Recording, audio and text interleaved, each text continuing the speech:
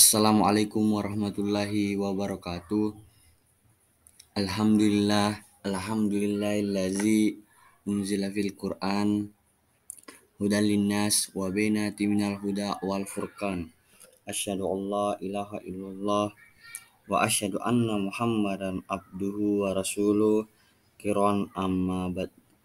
Pertama-tama marilah kita memanjatkan puja dan puji syukur kepada Allah Subhanahu wa taala karena beliaulah yang memberikan kita nikmat kesempatan, nikmat kesehatan sehingga kita bisa sehingga saya bisa mempresentasikan Undang-Undang Nomor 18 Tahun 2008 tentang pengolahan sampah dengan dosen Pak Ian Awaludin STMMT.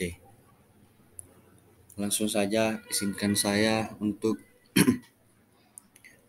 mempresentasikan Undang-Undang Nomor 18 Tahun 2008 tentang pengolahan sampah. Yang pertama, kita melihat latar belakang terbentuknya itu Undang-Undang Nomor 18 Tahun 2008. Yang pertama adalah bahwa pertambahan penduduk dan perubahan pola konsumsi masyarakat menimbulkan bertambahnya volume, jenis, dan karakteristik sampah yang semakin beragam.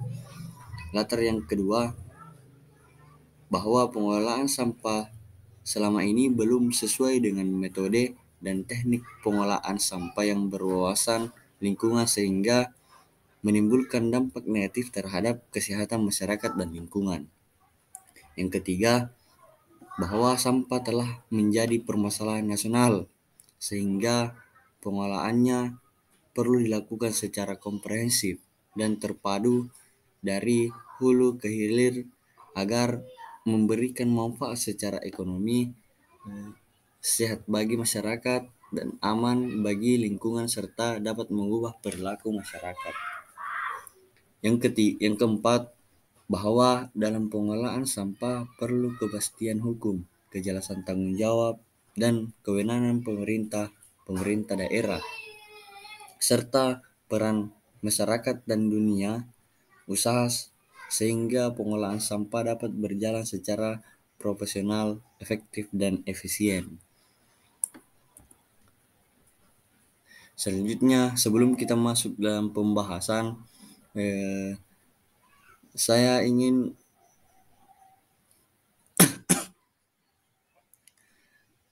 hadis tentang pentingnya menjaga kebersihan dari Rasulullah SAW.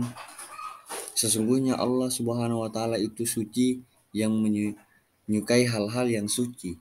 Dia maha bersih yang menyukai kebersihan. Dia maha mulia yang menyukai kemuliaan.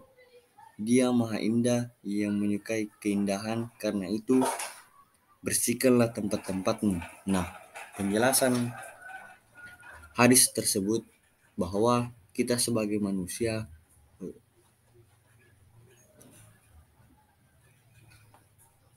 harus membersihkan atau menyukai kebersihan. Nah, bab 1, definisi sampah. Sampah adalah sisa kegiatan sehari-hari manusia dan atau proses alam yang berbentuk padat. Sampah yang dikelola berdasarkan undang-undang ini terdiri dari 1. Sampah rumah tangga, 2. Sampah sejenis rumah tangga, dan 3. Sampah spesifik. Nah, sampah rumah tangga ini yang dikelola berdasarkan Undang-Undang Nomor 8 Tahun 2008, yakni sampah rumah tangga kegiatan sehari-hari dalam rumah tangga tidak termasuk tinja dan sampah spesifik. Yang kedua, sampah sejenis sampah rumah tangga berasal dari kawasan komersial kawasan industri, kawasan khusus dan umum serta fasilitas. Nah, yang ketiga, sampah spesifik. Sampah yang mengandung bahan berbahaya dan beracun. Sampah yang mengandung limbah bahan berbahaya dan beracun. Sampah yang timbul akibat bencana. Selanjutnya, asas dan tujuan. Nah, di mana asas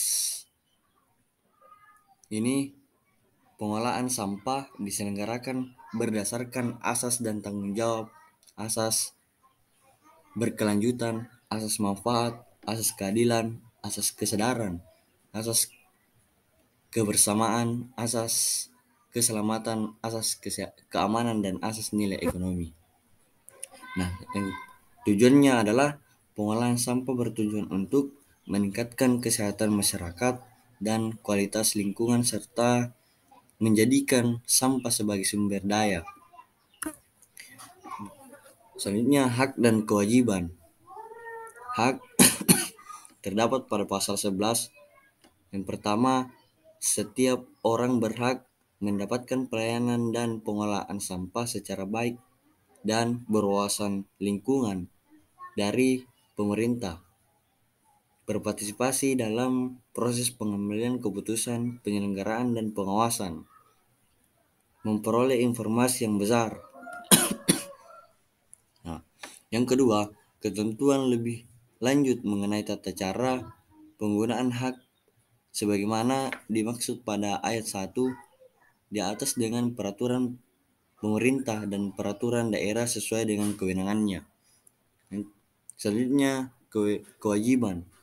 Nah, kewajiban ini terdapat pada pasal 12. Setiap orang dalam pengolahan sampah rumah tangga dan sampah sejenis sampah rumah tangga wajib mengurangi dan mengenai sampah dengan cara yang berwawasan lingkungan.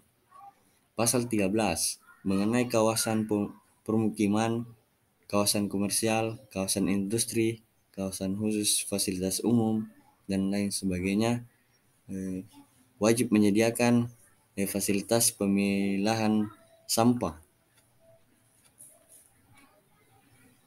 Pasal 14, setiap produsen harus mencantumkan label atau tanda yang berhubungan dengan mengurangi dan penanganan sampah pada kemasan dan atau produknya. Nah, selanjutnya itu perizinan dan sanksi administrasi. Bab terdapat pada bab 5 dan bab 12. Setiap orang yang melakukan kegiatan usaha pengolahan sampah wajib memiliki izin dan kepala daerah sesuai dengan kewenangannya. Selanjutnya adalah sanksi pelanggaran perizinan, di mana terdapat 3, yakni paksaan pemerintah, uang paksa, dan pencabutan izin. Selanjutnya adalah penyelenggaraan pengolahan sampah, pasal 21 dan 22. Pertama, pengurangan sampah meliputi pembatasan timbulan sampah dan pendauran ulang sampah, penanganan sampah, pemilihan sampah, pengumpulan sampah, pengangkutan sampah, pengolahan, dan proses akhir sampah. Nah, ini adalah proses-proses penanganan sampah. Selanjutnya, pembiayaan dan kompensasi terdapat pada pasal 24 dan 25. Di mana pembiayaan ini pemerintah daerah wajib membiayai penyelenggaraan pengolahan sampah. Pemerintah daerah secara sendiri-sendiri atau bersama-sama dapat memberikan kompensasi kepada orang sebagai akibat dampak negatif yang ditimbulkan oleh kegiatan penanganan sampah di tempat memproses sampah akhir, di mana berupa regulasi, pemulihan lingkungan, biaya kesehatan, dan pengobatan atau kompensasi dalam bentuk lain.